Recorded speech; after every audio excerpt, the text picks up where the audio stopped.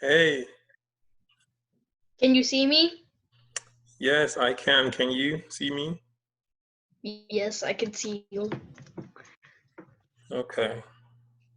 This is I'm good. waiting for other people to join. Yes. I ate a lot of cheese sticks.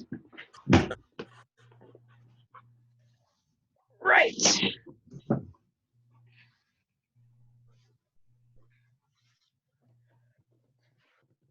So, I'll use, I have so many papers.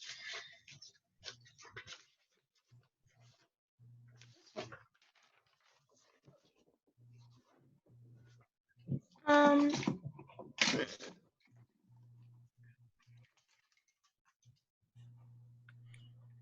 Okay.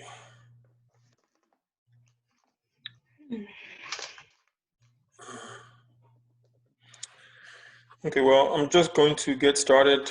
Uh, and when other people join, they'll follow along. And I'm recording this session so I can upload it on YouTube so that whoever doesn't attend this can at least go back and see what they missed. Or if you want to, you know, go back and review what we talked about today, you can always go back and do that. So, going to share my screen with you. Uh,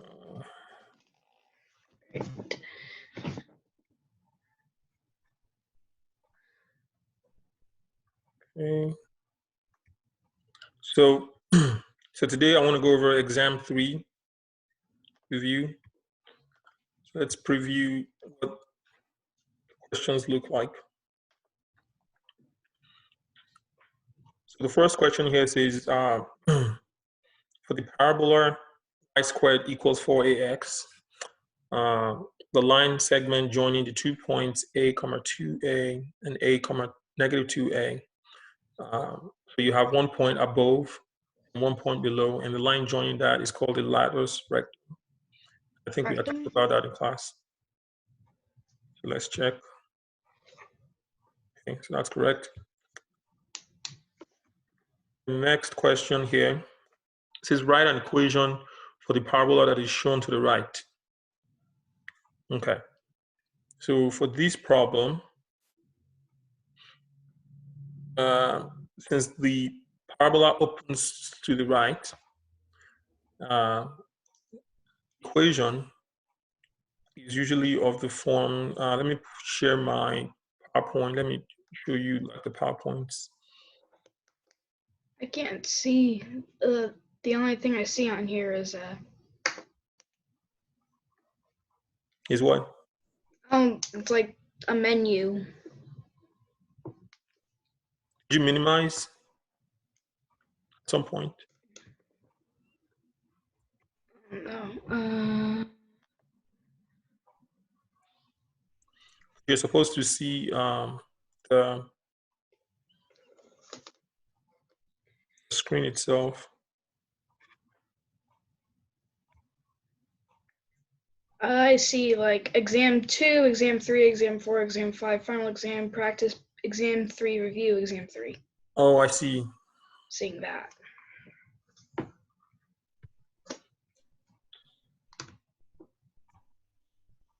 What about now? What do you see? Oh, okay. Now I see it. Okay. Okay, sorry.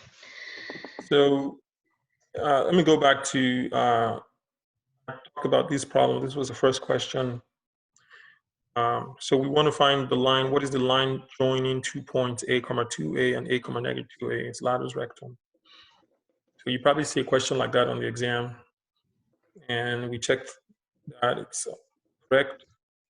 And then the next question here, you have this parabola here. We want to write the equation for that parabola. So I want to pull up the PowerPoint on parabolas. You see PowerPoint? Mm-hmm. Yes. Okay. So PowerPoint, just open to this slide that shows you all the formulas.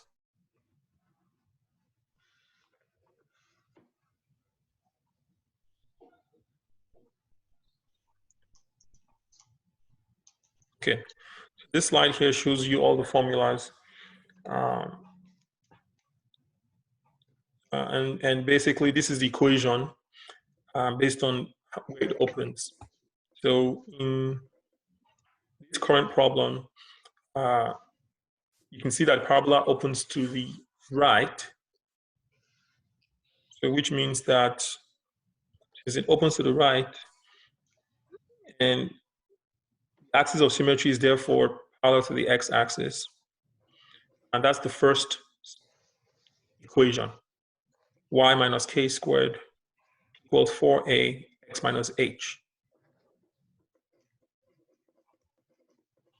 So I'm just going to write that here.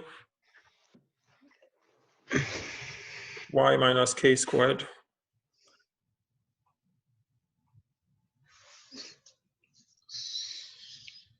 So y plus 6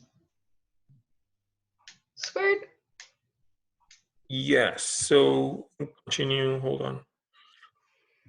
Correct, so the vertex is 0, -6, and you have a different point. So h is 0, k is -6,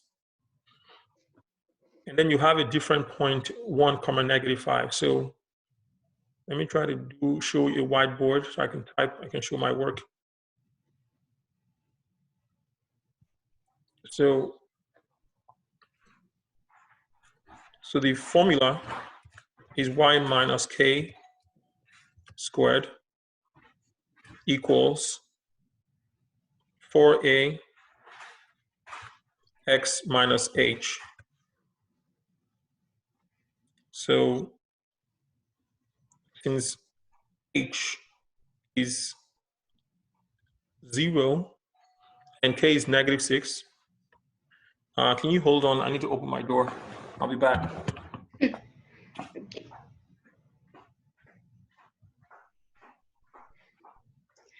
Vertex is hk, focus is h plus a k, that's worked into 0, plus minus 2a.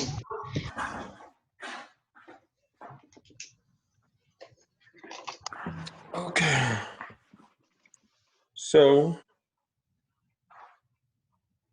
based on information given, we see that the vertex is 0, -6.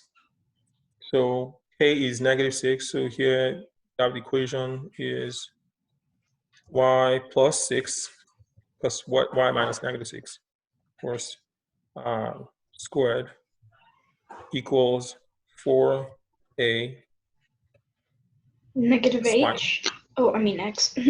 Yeah, x minus 0, which is basically just x.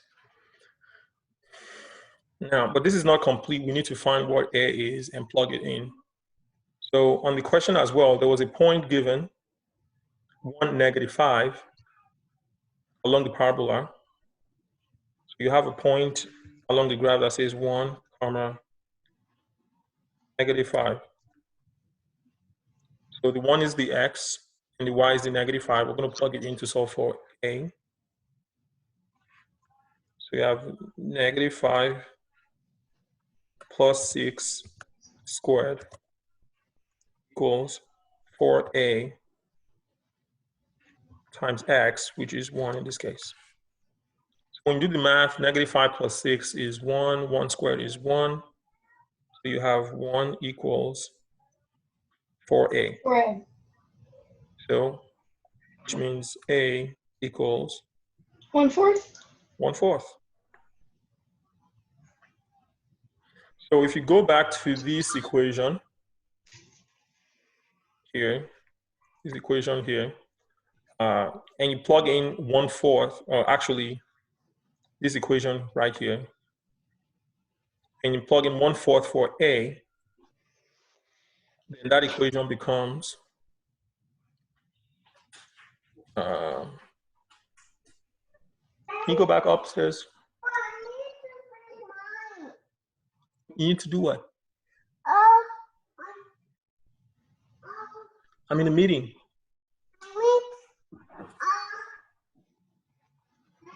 You You need to keep. Yeah. So go do your work. You want something? Don't take that work. That's not for you. Your paper is on the floor in your room. Oh God. Sorry. Tell mommy. Mommy will find your papers for you, okay? Okay. So, oh my God. All right. So you put in A as, 1/4 exactly. So when A becomes 1/4, this just becomes X, right? So it's just Y 5, plus x squared 6 squared. equals x.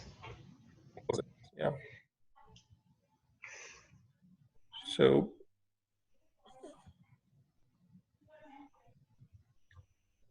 so just type that in.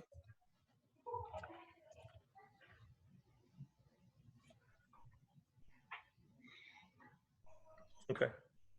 Yay. So same thing here. You have this equation, the parabola opens down. And the general formula for that is the parabola opens down, then it's x minus h Squared. squared equals Negative 4a negative 4a times y minus k. y minus k. Good. So the vertex is 0, 4. So if you put in 0 there, this becomes just x squared equals negative 4a y minus 4.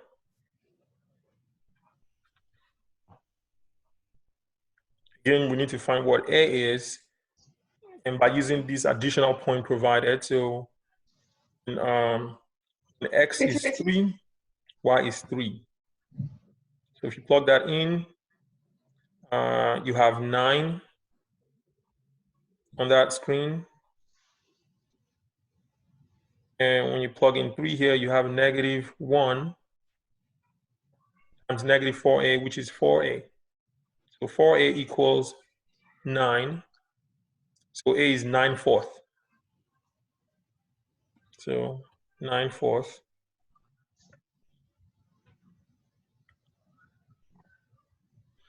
And then when you simplify that, these two 4s will cancel, right? So it just becomes negative 9, right? Coefficient, negative 9. So that's the answer.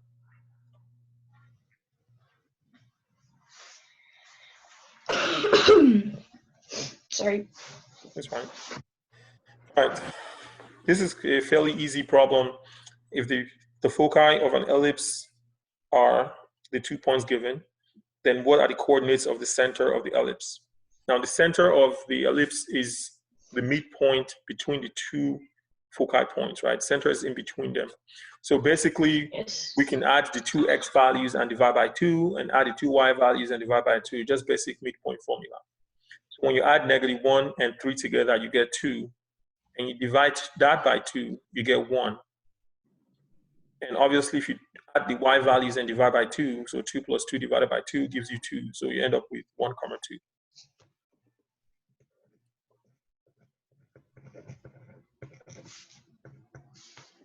Okay, so that's correct. And then the next question here is choose the correct or match the graph to its equation. So you can see that the ellipse is the axis here is parallel to the x-axis. It's longer along the x. And anytime you have that Let me pull up the PowerPoint, see if you can see that from here. Okay, so there's equation. Okay. So basically, when the major axis is along the x-axis, just like the problem we're dealing with right now, this is what the equation looks like. X squared over a squared plus y squared over b squared equals 1, where a is the bigger number and b is smaller. A is the vertex. A tells you the distance from the center to the vertex, and C tells you the distance from the center to the foci points. Okay, so this is the formula we need. This is the format. So I'm going to write, so when you look at this, so the center is the origin, and it looks like the vertex of this ellipse stops at 5. So from the center to the tipping point here, it's a unit of 5. Okay. Now, if you were going in the y direction from the center and see where it touches on the y-axis with the y-intercept, the y-intercept here is 3. So that's your b. The x-intercept here is your 5. That's your a. So a squared comes first. So 5 squared is 25. And then b is your y-intercept here, 3 squared. So we choose answer choice A.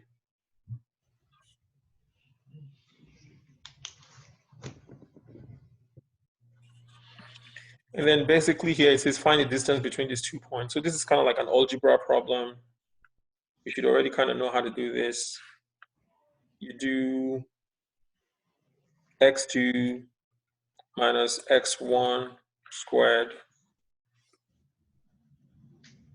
plus y2 minus y1 squared. So P1 is your x1, y1, P2 is your x2, y2. So if you punch those numbers in,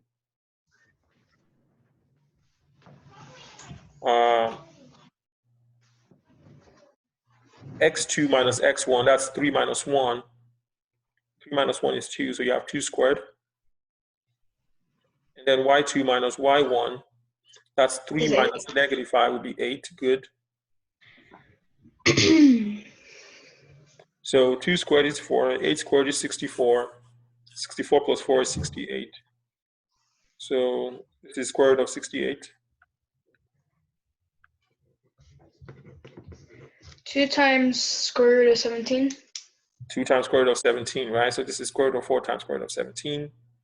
When you simplify that, 7 on the inside and 2 on the outside. Good. Now we're on hyperbola. Okay, and this should be fairly straightforward as well. Notice that the hyperbola has this axis here, and this axis, the vertical axis you see right here, is called the transverse axis.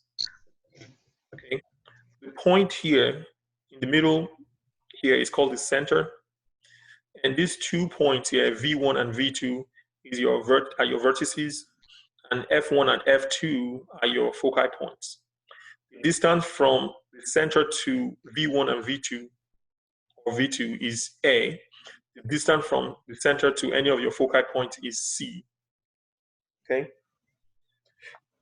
And notice that all these vertices and the foci points and the center are all on the transverse axis. You have a question? Go ahead. Is C supposed to be the center to the focus, or the focus to the other focus? No. From the center to the focus is the C. Okay. So here the center is 3, 2, and C, which is the distance, is 4.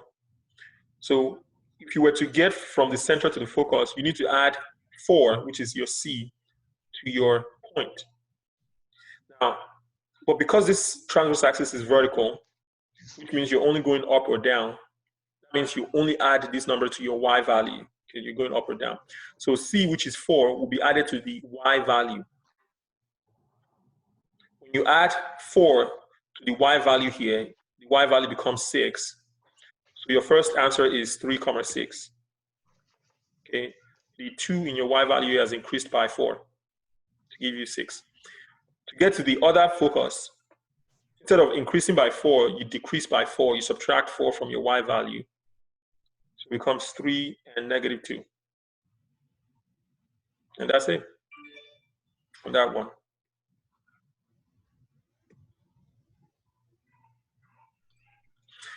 Next, still on hyperbola. Every hyperbola has what is called the asymptotes. And I'm going to go back to the previous question to kind of show you what the asymptote look like. So in this question here, you see this dotted line and this other dotted line. These two dotted lines are called the asymptotes. Okay, and there's a formula for finding the equation of the asymptotes. And I'm going to pull up the PowerPoint to kind of show you what that formula is.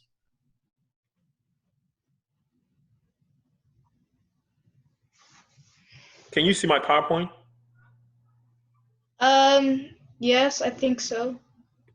Okay, just want to make sure because I'm pulling up PowerPoint right now.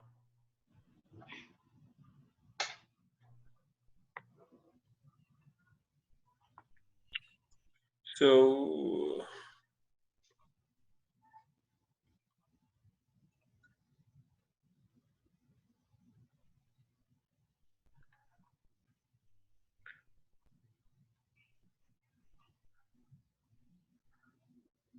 okay, so to find the asymptotes of hyperbola, if the hyperbola has it such that the transverse axis is parallel to the x-axis or is the x-axis, this is the equation of the hyperbola. Your a squared is always the first denominator. B squared is always your second denominator. And with hyperbola, there's always going to be a subtraction in between these two fractions. Always going to be a subtraction. If the hyperbola has the transverse axis vertical or the y-axis, if the transverse axis is vertical, then this will be the new equation. And I don't know if you notice the difference. I don't think you, I'm not sure if you notice the difference between the two equations. So here, y squared is now your first numerator. X squared is the second. A squared and B squared, still the same thing, right? So if I go back this, the difference is the x squared and y squared are switched. Whenever the x squared comes first, it means it's the x-axis, right? The transverse axis is the x-axis. If the y squared comes first on your fraction, then it means the transverse axis is the y-axis. Okay. Now, if you have x squared here, this is what the equations of the hyperbola looks like. B over a times x. Y equals b over a times x, and y equals negative b over a times x. Pretty much one of them is positive, and the other one is the negative version of it. Okay. So going back to the problem here, for 8. So you notice that in this equation, y squared comes first, right? Yeah. And when y squared comes first, the equation is always of the form y equals a plus or minus a over b times x, a over b. And your a comes from your first denominator. So 16 here is your a squared, and 81 is your b squared. So I'm going to share a new screen. Let me clear this. So the equation of this asymptote is y equals A over B times X. Then the other one is Y equals negative A over B times X, right? And from that problem, first denominator is 16, and that's your A squared. So A squared equals 16. And the second denominator is always your B squared. So B squared in that problem is 81. So when you take the square root of both sides, you see that A equals 4 and B equals 9. 9. So the equation of the asymptote A over B will be 4 over 9x. And then here you have negative 4 over 9x. So that's your solution. Negative and positive 4 over 9x. And we can check to see that's correct. I'm not sure if, let me share my screen. Yeah.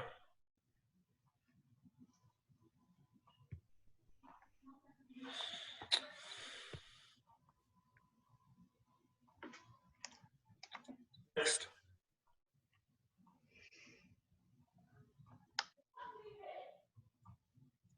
It says find an equation for the hyperbola described below. So the vertices are given and the asymptotes are given. Now, you notice that the vertices have the same x value or different y value. So that only happens when you have a vertical line. When you have a vertical line, the points on the vertical line have the same x value and different y values. So which means these vertices are along a vertical line, which means this hyperbola has its transverse axis vertical. Okay? And whenever that happens, the equation would, the transverse axis, so we can choose y-axis as the transverse axis, and that's specifically because you have 0 and 0 for the x. Now, anytime the transverse axis is the y-axis, the equation looks like this, based on what I showed you guys earlier. So it's y squared over, this is always a squared. Then you have minus x squared over b squared. Hold on. I need to write that on the second box.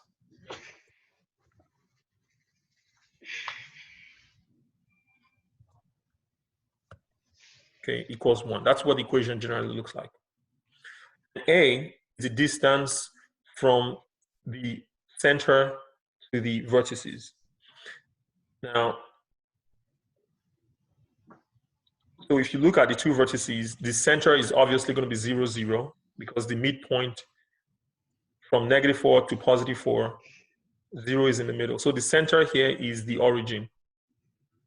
You go 4 up and 4 down to get to your vertices. So that means the denominator is 4 squared, and 4 squared is 16. Okay.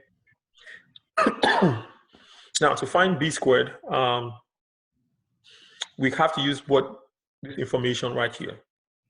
Now, since the transverse axis is vertical, when the transverse axis is vertical, and I'm going to share my other screen now.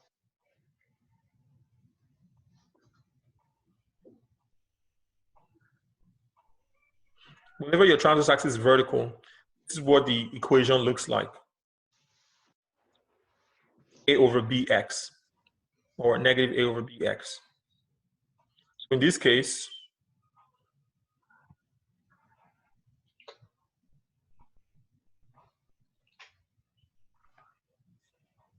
the question says that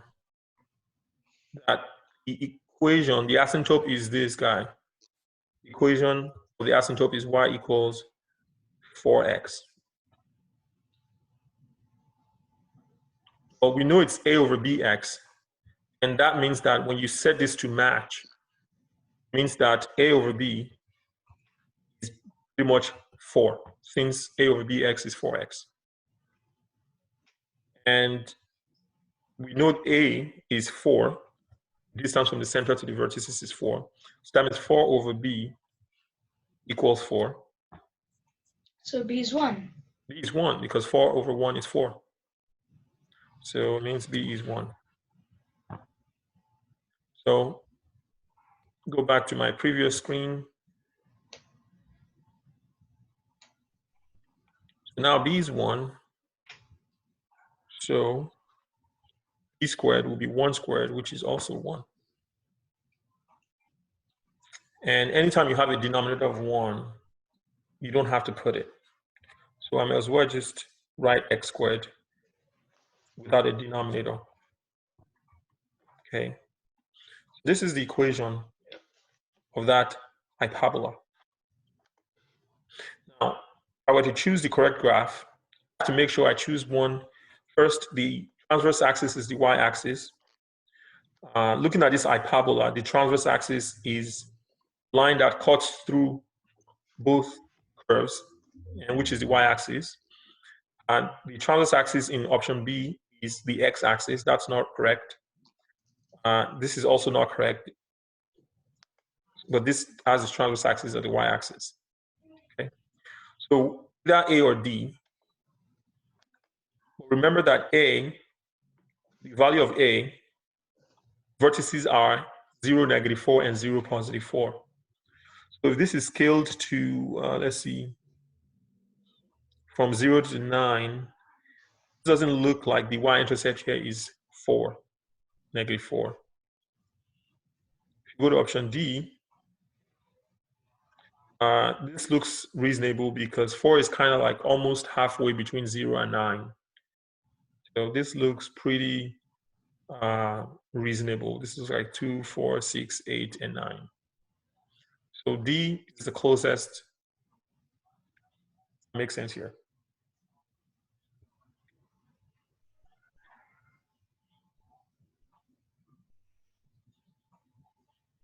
And let's continue.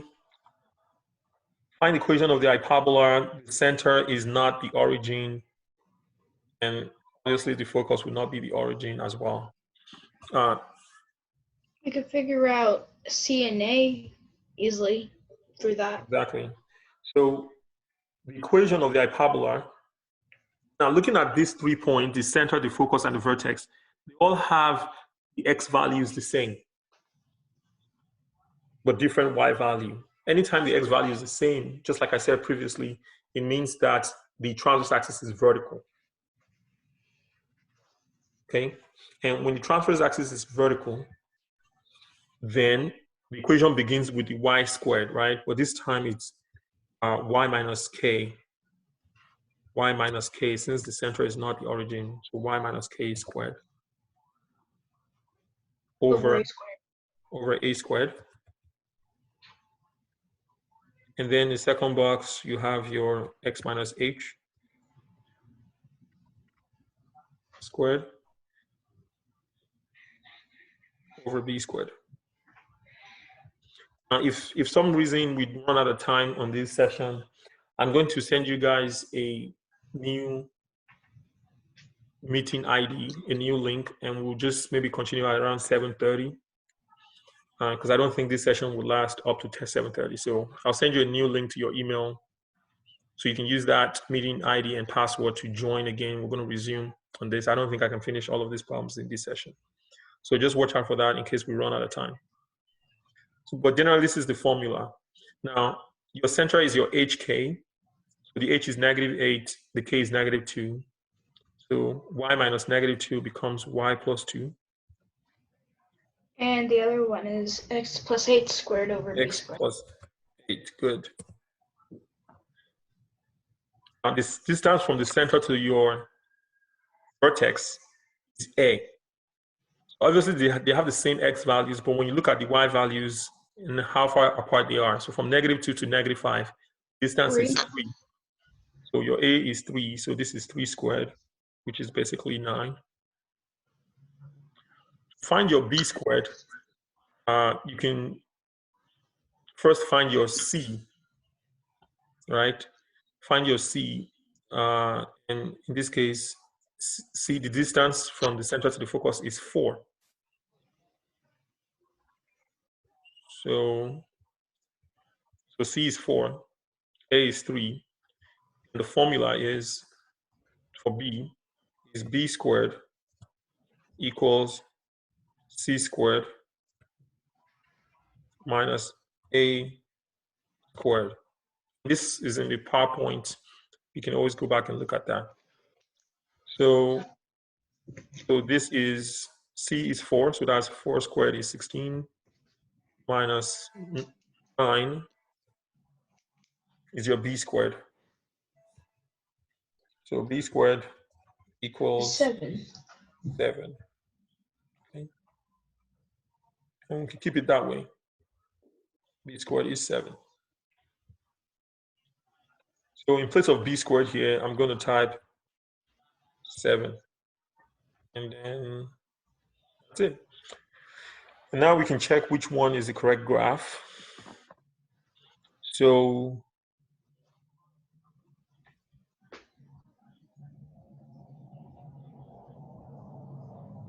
Transverse axis is in the y direction. yes, it's in the transverse axis is vertical. And so therefore A is not correct and C is not correct, right? D Right. and B have vertical transverse axis.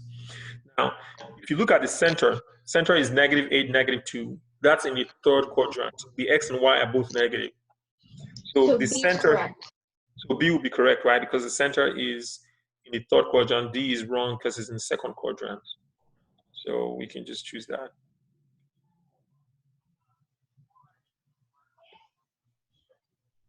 Now, everything else going forward is not as hard, I mean, for the next few problems. So here, looking at this equation, we want to determine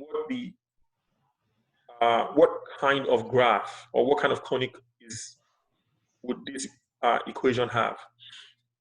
So there's a PowerPoint, I think 10.5, that kind of shows you the formulas or the things you need to watch out for. Can you guys see my PowerPoint? Yes. Okay.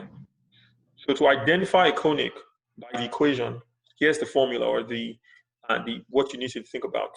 So whenever it's in this general form, you don't have to complete the square to see what the equation looks like and to see if it's a parabola. Now, A is the quotient of x squared, C is the quotient of y squared, D is the quotient of x, E is for y, and F is the constant. Now, if A and C is what pretty much determines which conic you're dealing with. If you multiply A and C and you get 0, then it's a parabola.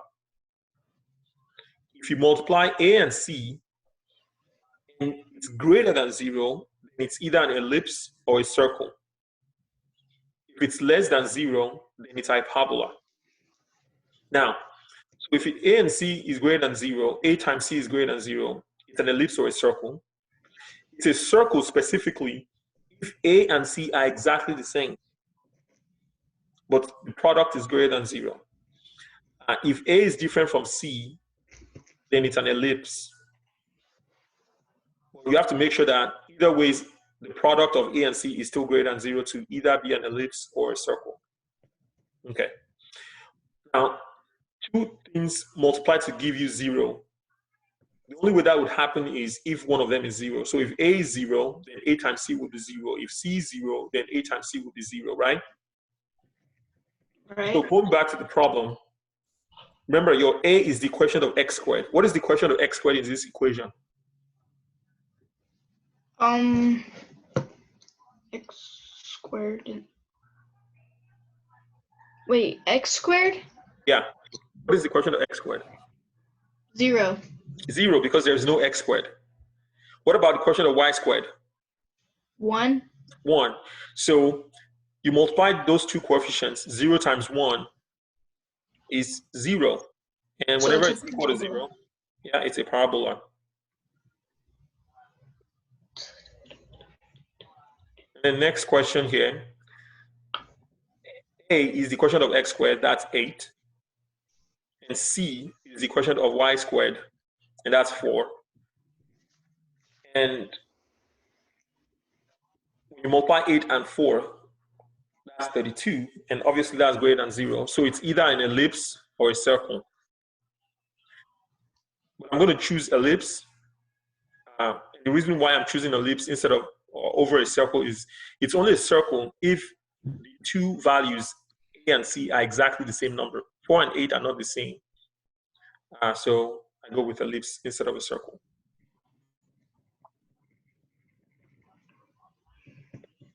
Next. What is the product of A and C in this problem? Just kind of see if you're catching along. Negative 24. Negative 24. And when the product is negative, then it's hyperbola. When it's positive, it's ellipse or a circle. When it's 0, then it's a parabola. So this is hyperbola. Next. Now, and this will lead me to the next section.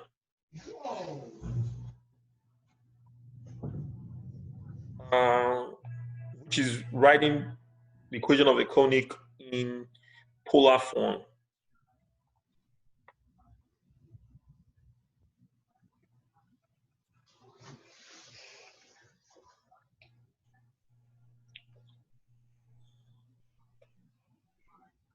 So minimize this a little bit, kind of see what question we're dealing with here. Okay.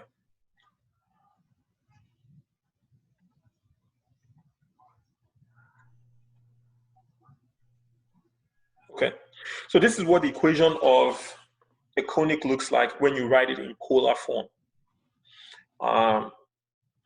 E is the eccentricity, and go back, and P is the distance from the pole. So going back here, E is the eccentricity, P is the distance from the pole, and of course you know what theta is. So, but here's the general formula for everything. Okay, so let's see if I can zoom into this guy here.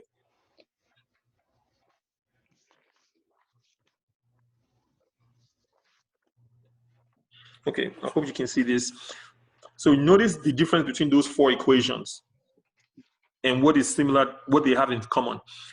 First, what they have in common, R is by itself on one side, and then the numerator of the fraction has EP on all of them. So every single equation here has EP in the numerator.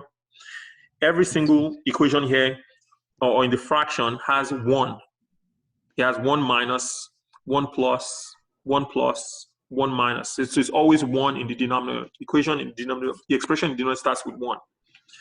And either subtracting e cosine theta, or you're adding e cosine theta, or you're adding e sine theta, or you're subtracting e sine theta, right? Okay. So the first thing you want to do is you can print this out when you're taking the exam to kind of use as your formula sheet. So you're going to have to match the equation in the test to one of these equations here. So if I were to bring this out and minimize it, so in the question it says R equals 8 over 1 minus sine theta. Since it's minus sine theta, then we can match it with the last equation here. You guys see that? Do you see that?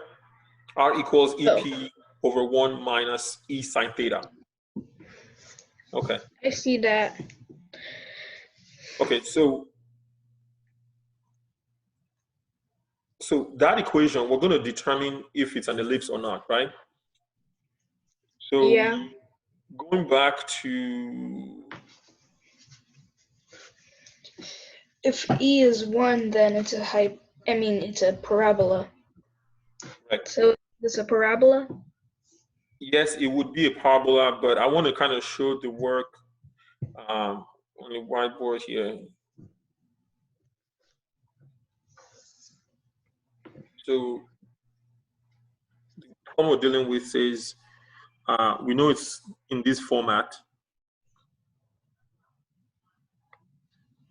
Mm.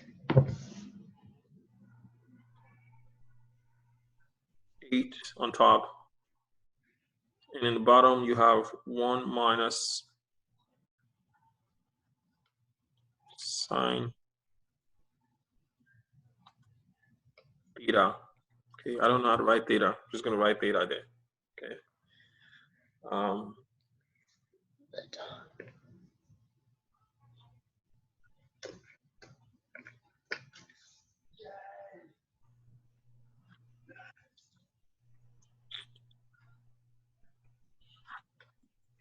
And the equation we're matching that to is R equals P top. So EP.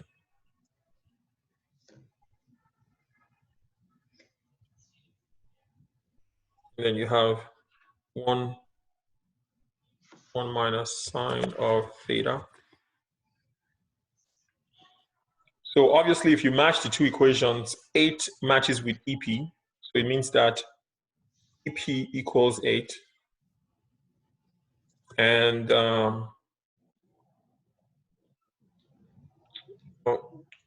E sine theta.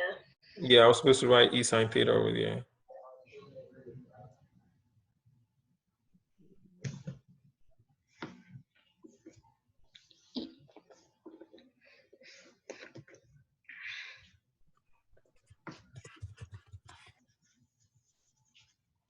So EP equals 8, and the equation of sine theta here is 1, so E equals 1. So we know E equals 1. We solve for P by plugging the value of 1 here. So 1 times P equals 8. So P is 8. P is 8, E is 1.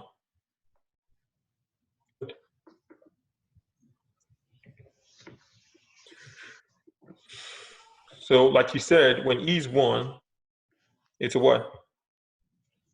A parabola. Yeah, so in the very bottom here, it says if E equals 1, it's a parabola. If it's less than 1, it's an ellipse. If it's greater than 1, it's a hyperbola. So this is a parabola.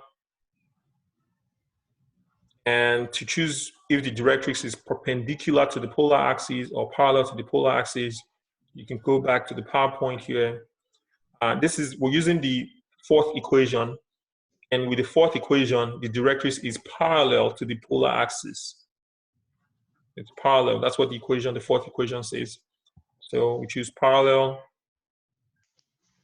And not only that, if you go back to the PowerPoint, a distance, it says the directrix is parallel to the polar axis at a distance p units below the pole.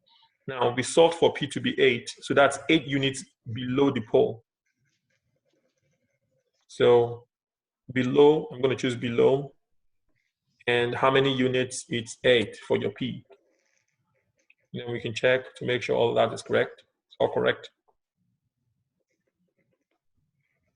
Then you probably see maybe another question like that. But this one's a little bit tricky. Notice that in this equation, you have in the denominator, you have subtraction. You also have cosine. Subtraction and cosine in the denominator.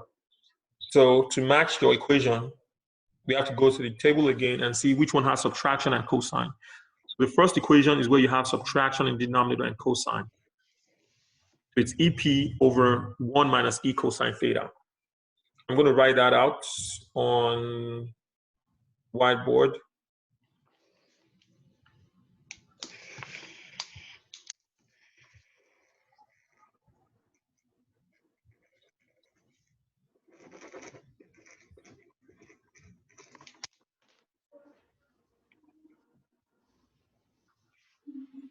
So the equation we're using is R equals P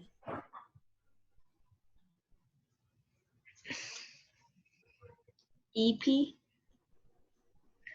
And then you have 1 minus E cosine of theta. That's the equation we're matching with. But in the problem, the question actually says in the problem, R equals 1, R equals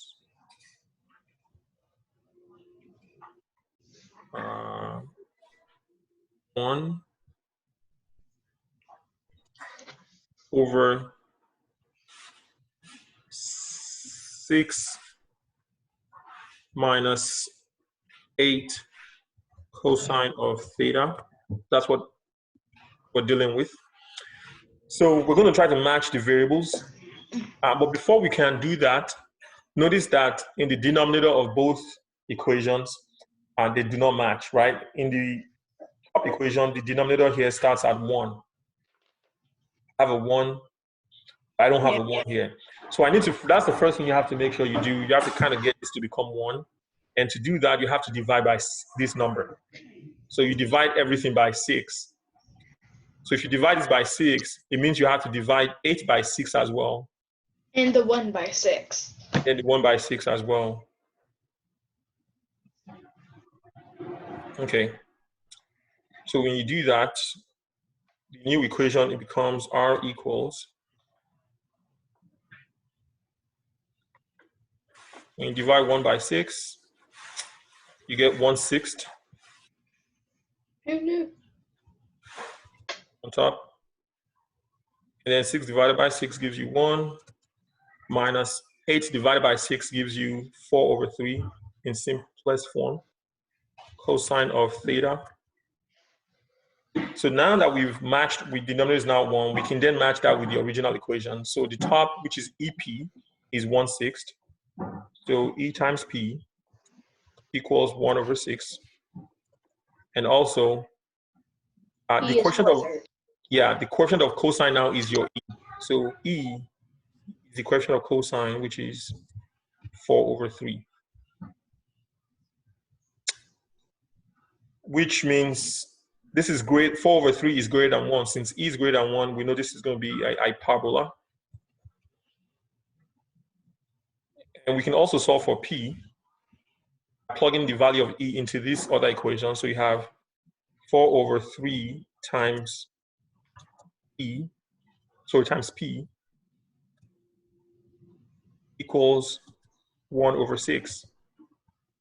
If you multiply both sides by the reciprocal of 4/3, so 3/4, 3/4 to both sides. And you get P is equal to 1/8.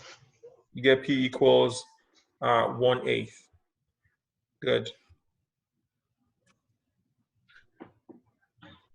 Okay.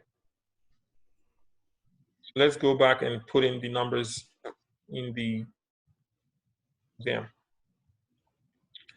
So we know it's hyperbola, and from the PowerPoint, your first equation here tells you that we're using the first equation, the directrix will be perpendicular to the polar axis, and it's to the left, P units to the left of the pole. So it's perpendicular, it's to the left of the pole, and we got P as 1/8. To the left, to the left.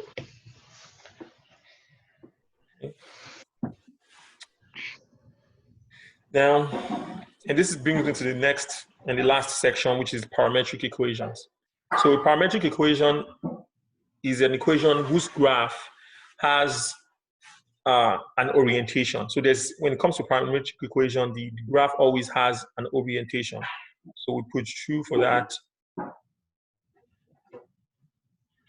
And here we'll see an example of a parametric equation.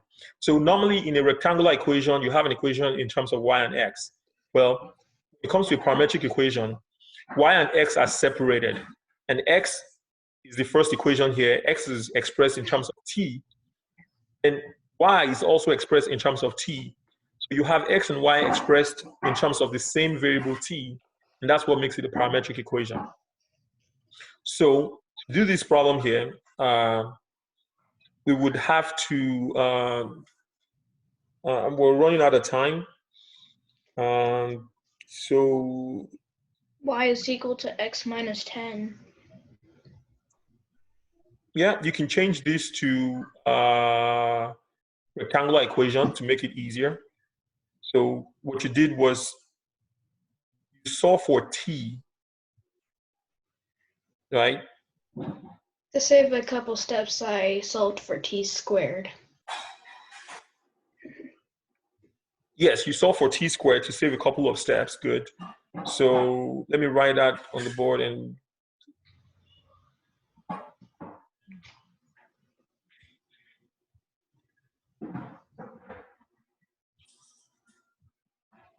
so in the first equation it says x equals t squared plus 5. And the second equation is y equals t squared minus 5. Okay. So if you subtract 5 from both sides on this first equation, right? So t squared is basically equal to x minus 5.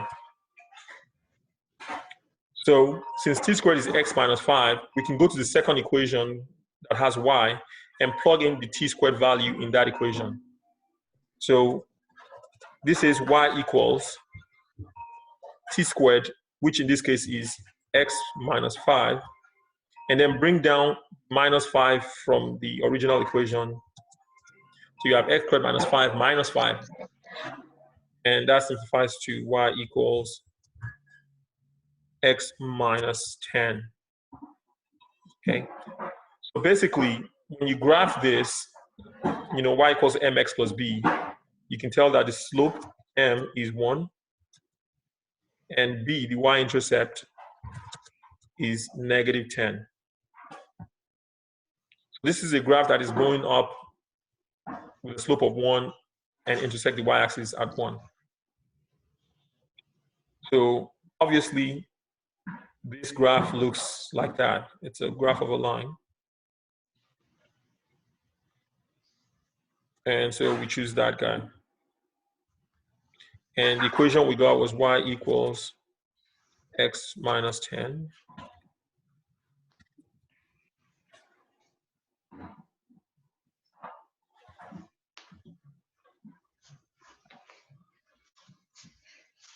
Can you see my graph? Okay, let me go back to my screen. I don't think you guys saw it. So I chose this graph, the graph of the line. This is a curve. This is kind of like a point. This is like a curve. So I chose that and I put in the equation and I checked the answer and it was correct. And number 18, I may be running out of time. This is going to log me out very soon. I think we should, I don't want to rush. So let's come back in 7:45. Okay, so I'm going to stop right now, and 7:45 we're going to resume. I'm going to send you an email with the meeting ID and password. Yeah, because I only have 2 minutes left for this problem. Okay. So any questions? Do you guys have any questions so far? No. Okay. All right. All right. Well, I'll see you guys in another 15 minutes. Okay.